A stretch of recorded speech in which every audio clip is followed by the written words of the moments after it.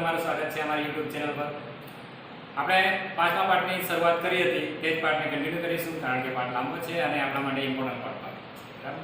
હવે ગઈકાલે આપણે જોઈ ગયા કે દ્વિસંકરણની અંદર જોઈ ગયા કે કેવી રીતે મેન્ડલે જે બે લક્ષણોને ધ્યાનમાં રાખીને દ્વિસંકરણનો પ્રયોગ કર્યો હતો।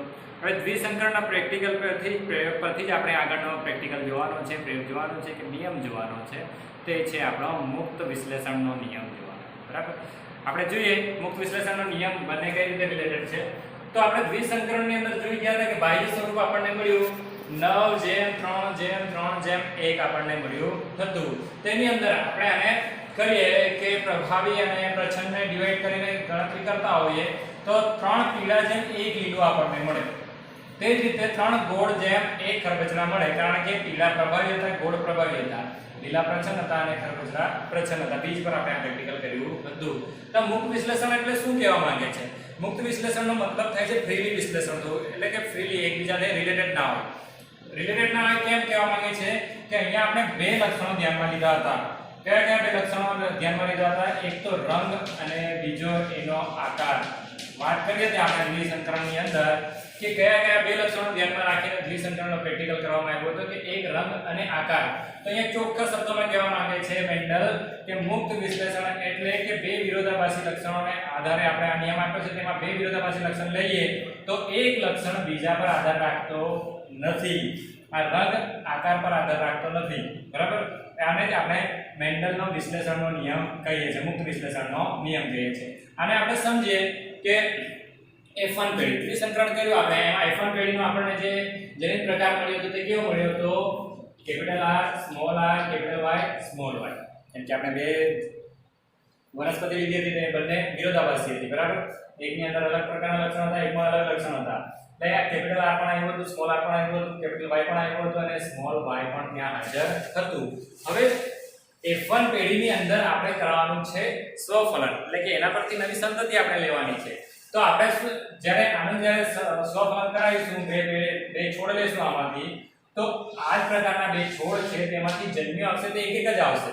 તો આ બીજા માટે જવાબદાર છે, આ બીજા લક્ષણ માટે જવાબદાર છે। R શેના માટે જવાબદાર હતો? આપણું એના આકાર માટે, રાઉન્ડ અથવા તો ખરબચડા માટે, બરાબર। તે રીતે Y શેના માટે હતું? કલર માટે જવાબદાર હતા।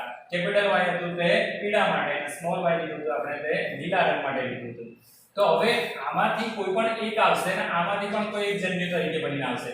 ધારો કે અહીંયા બે ડિવાઈડ કરીએ તો એક કેપિટલ R આવી શકે કાં તો સ્મોલ r આવી શકે। તે 50% 50% સંભાવના ધરાવે। તે જ રીતે કેપિટલ Y આવશે કાં તો સ્મોલ y આવશે, તે પણ 50% સંભાવના ધરાવે। ઓકે, આ બંને 50% ની સંભાવના દર્શાવે છે। કેપિટલ R હોય કે કેપિટલ Y હોય, સ્મોલ r હોય કે સ્મોલ y। હવે આ સમજૂતી દર્શાવવા માંગે છે કે અહીંયા આ r નો આ કેપિટલ Y સાથે કોઈ લેવા દેવા નથી। અહીંયા આ બંને જવાબદાર છે। જો r આવશે તો આને આવે, ના આવશે તો આને આવશે, 50% ની સંભાવના છે। પરંતુ કેપિટલ R આવશે તો કેપિટલ Y જ હોવો જોઈએ જરૂરી નથી, કારણ કે કેપિટલ R આવે તો કેપિટલ સ્મોલ y જ હોવો જોઈએ જરૂરી નથી। એ દર્શાવવા માંગે છે મુક્ત વિશ્લેષણનો નિયમ। એટલે અહીંયા આપણને આ r છે, આ r છે, આનું વિશ્લેષણ આ y ને આ y સાથે મુક્ત રીતે છે। કઈ રીતે? તો આપણે જોઈએ તો અહીંયા આપણી પાસે આ પ્રકારનો જનિત પ્રકાર આપણી પાસે હાજર છે, બરાબર। આ રીતે આપણી પાસે આ પણ હાજર છે। બે વનસ્પતિ આપણે લઈએ તો અહીંયાથી આપણે જન્મ્યમાંથી કોઈ પણ એક r લઈએ। ધારો કે કેપિટલ R આવ્યું છે, સ્મોલ r આવ્યું નથી, કેપિટલ R આવ્યું, બંને 50% સંભાવના છે। કેપિટલ R આવ્યું તો એની સાથે y માંથી પણ કોઈ પણ એક જ આવશે, બરાબર।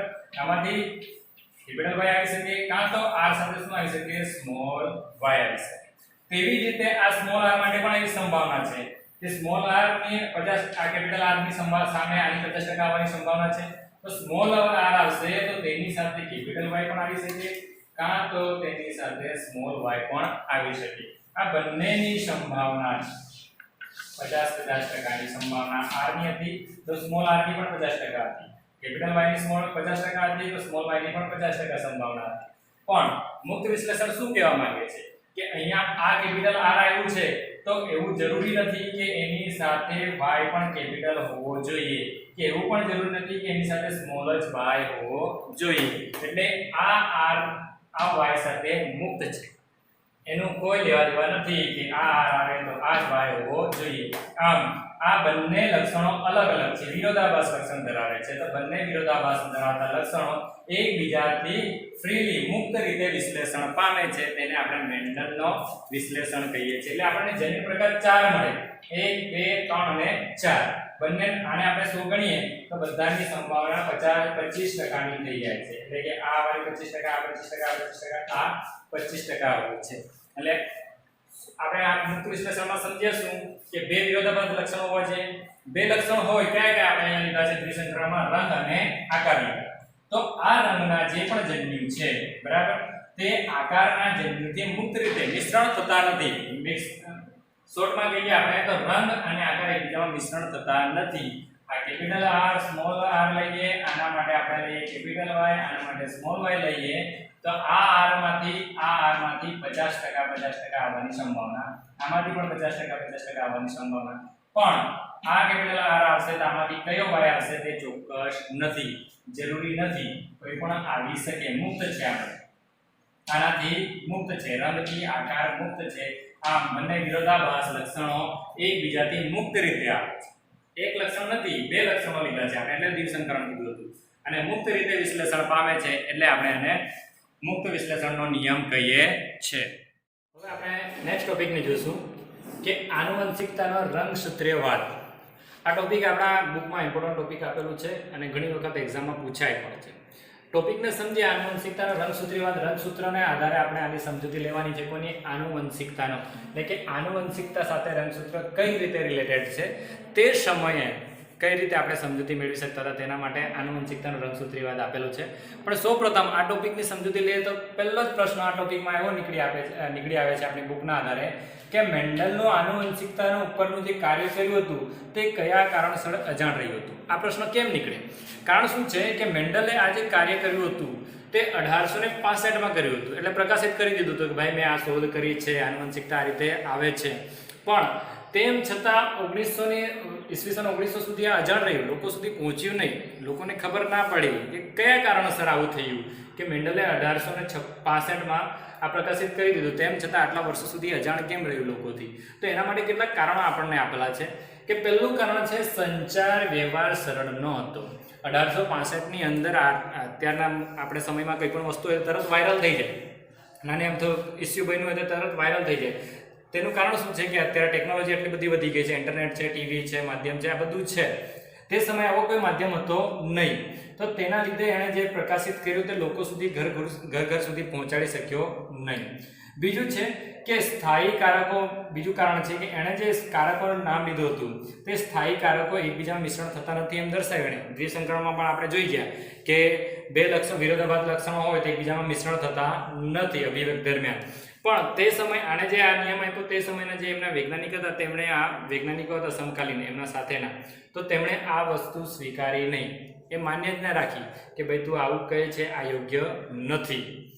ત્રીજું કારણ હતું કે મેન્ડલે જે જીવ ઘટના હતી, આ આપણે જીવ વિજ્ઞાનની ઘટના હતી કે વટાણાના છોડ પર એને પ્રેક્ટિકલ કર્યા, આ જીવ વિજ્ઞાન બાયોલોજીકલ ઘટના છે, એને સમજાવવા માટે એણે મેથેમેટિકલ ઉપયોગ કર્યો હતો, મેથેમેટિકલ અભિગમનો ઉપયોગ કર્યો. કારણ કે મેન્ડલ જે હતા તે ગણિત શાસ્ત્રી હતા અને એમણે જે પ્રેક્ટિકલ કર્યા તે વટાણાના છોડ પર હતી ઘટના તો જૈવ ઘટના, પણ એને સમજાવવા માટે એણે ગાણિતિક અભિગમનો ઉપયોગ કર્યો.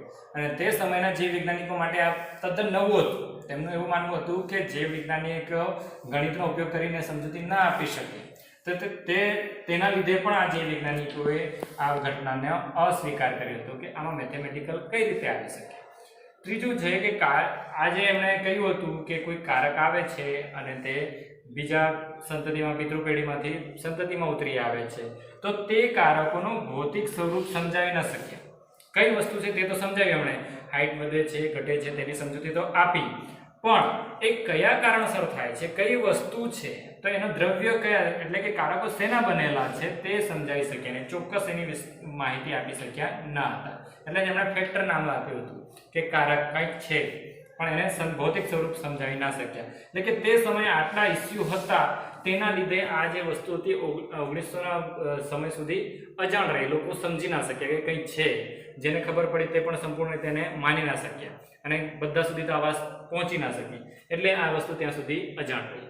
પણ હતું ચોક્કસ, કે એમણે જે સાબિતી હતી તે સાચી આપી હતી, પણ આટલાક ઇસ્યુ હતા. હવે આની સાબિતી સાચી હતી તે આપણને કઈ રીતે ખબર પડી શકે? તો એનાથી આગળ વધ્યા 1900 સાલની અંદર જ્યારે આપણા 3 વૈજ્ઞાનિકો હતા, દ્રવિડ, કોરેન્સ અને શેરમાર્કે એનું ફરીથી સંશોધન કર્યું કે ભાઈ આ ઘટના આપી છે, આવું બધું છે તો ખરેખર છે કે નહીં. તો એમણે જ્યારે એમનું પુનઃ સંશોધન કર્યું તો આ બધી ઘટનાઓ સાબિત કરી શક્યા. કેમ સાબિત કરી શક્યા? કે તે સમયે સૂક્ષ્મ તકનીક આવી ગઈ હતી. આપણે જે અત્યારે ટેકનોલોજી વાપરી રહ્યા છીએ એ બધી તકનીકોનો વિકાસ થવાનો 1900 સાલમાં થઈ જ ગયું હતું. તેના લીધે એમણે કોષ વિભાજનની ઘટના જોઈ અને કોષ કેન્દ્રની સંરચના સમજી શક્યા હતા. તેથી આજે આનુવંશિકતા માટે જવાબદાર કારણોને સમજાવી શક્યા હતા. બરાબર. ત્યારબાદ બીજા વૈજ્ઞાનિકો આવ્યા 1902 ની અંદર, સટન અને બોરી. અને આના પર વિસ્તૃત માહિતી આપી. એમણે પુનઃ સંશોધન તો કર્યું, પણ સટન અને બોરીએ વિસ્તૃત માહિતી આપી અને રંગસૂત્રોના વિભાજન અને એમનું જે સ્વયંજનન છે તેના આધારે એમણે જનીનની સમજૂતી આપી કે કંઈક આવું છે કે જે આ આનુવંશિકતાના લક્ષણોનું વહન કરી રહ્યું છે, તેના માટે જવાબદાર છે તે રંગસૂત્રોના પર આવેલા જનીનો.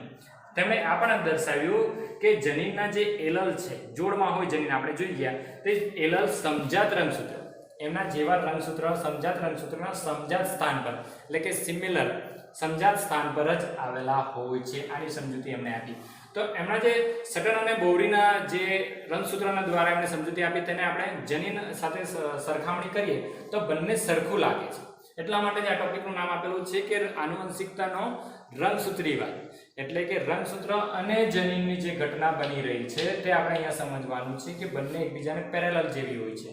તેથી જ રંગસૂત્રો જેમ આગળ વધે છે તેમ એની સાથે સાથે જનીન પણ આગળ વધે છે. એટલે જ આ આનુવંશિકતા રંગસૂત્ર પર પણ આધાર રાખે છે એમ આપણે કહી શકીએ. એમણે શું આપ્યું હતું તે જોઈએ આપણે. તો અહીંયા આપણને A અને B આપ્યા હતા. આપણે પહેલા જ એને દર્શાવી દીધું કે A પર જે વિગત આપેલી છે રંગસૂત્રના આધારિત છે અને B પર છે તે આપણે જનીન આધારિત છે. આપણે જોઈએ કે શું આપ્યું છે, પેરેલલ કઈ રીતે સરખામણી કરીએ તો કઈ રીતે આપણને સરખું લાગે છે.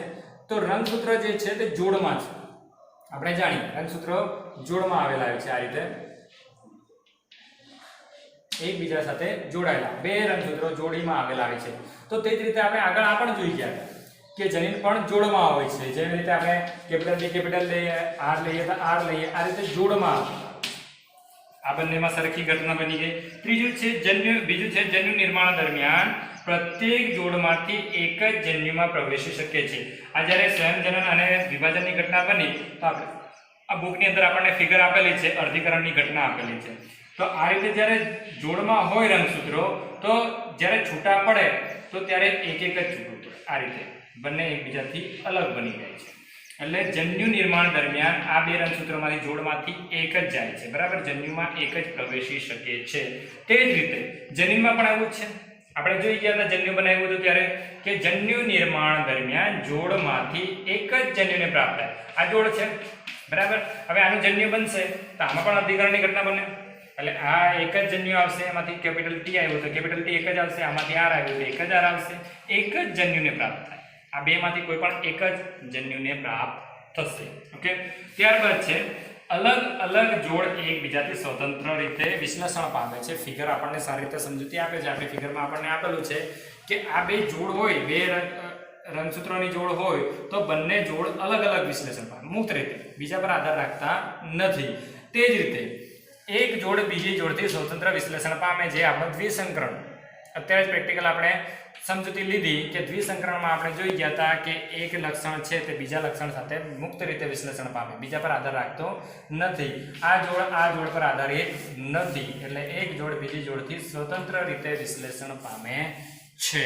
આ આપણને રંગસૂત્ર અને જનીનની સિમિલરિટી એટલે કે બંને વચ્ચે શું સંબંધ છે, બંને કઈ રીતે એકબીજા સાથે સંબંધ દર્શાવે છે, બંનેની ઘટના કઈ રીતે સમાન છે તે સમજૂતી આપણને આના પરથી, આ કોષ્ટક પરથી મળી શકે છે. બરાબર. એના પરથી જ સટન અને બોરીએ દર્શાવ્યું હતું કે રંગસૂત્રીવાદ કોને કહેવાય કે રંગસૂત્રો જ્યારે જોડ બનાવી અલગ અલગ રીતે વિશ્લેષણ પામે છે તો તેની પાસેથી પોતાની સાથે લઈ ગયેલા, એમની સાથે લઈ જવાઈ રહેલા કારકોના વિશ્લેષણનું એક કારણ બને છે. કેમ કારણ બને છે કે આપણે જોઈએ આગળ એમણે દર્શાવ્યું કે જે જનીન છે તે એમના સમજાત રંગસૂત્રોના સમજાત સ્થાન પર આવેલા છે. ઇન શોર્ટ આપણે કહીએ કે જનીન કોના પર આવેલા હોય છે? રંગસૂત્ર પર, ક્રોમોઝોમ પર આવેલા છે. હવે ક્રોમોઝોમ જશે તો એની સાથે જનીન પણ જશે. એટલે ક્રોમોઝોમનું વિશ્લેષણ પામવું એ જનીનના વિશ્લેષણ પામવા માટે જવાબદાર છે. ટૂંકમાં કહીએ આપણે કે રંગસૂત્ર જ્યારે એક અર્ધીકરણ પામશે, બે જોડમાંથી એક રંગસૂત્ર જશે તો તેની સાથે એના પર રહેલું જનીન પણ આગળ જશે. એટલે કે આ રંગસૂત્ર હતા આપણા, બરાબર, આ રંગસૂત્રમાંથી એક રંગસૂત્ર અલગ ગયું તો એના પર જો જનીન રહેલું છે તે પણ એની સાથે ગયું. એટલે રંગસૂત્રનું અલગ વિશ્લેષણ પામવું પોતાની સાથે લઈ જવાઈ રહેલા કારકોનો પણ વિશ્લેષણ માટે જવાબદાર હોય છે. એટલે કારણ બને છે તેને શું કહેવાય?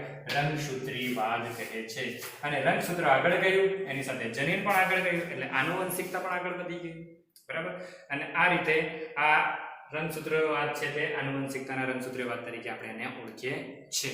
ઓકે, આઈ હોપ કે તમને વિડીયોમાં સમજ પડી હશે. કોઈ પણ વસ્તુ તમને ડિફિકલ્ટ લાગે તમે કમેન્ટ કરી શકો છો અને આપણે એને ફરીથી સમજૂતી આપીશું.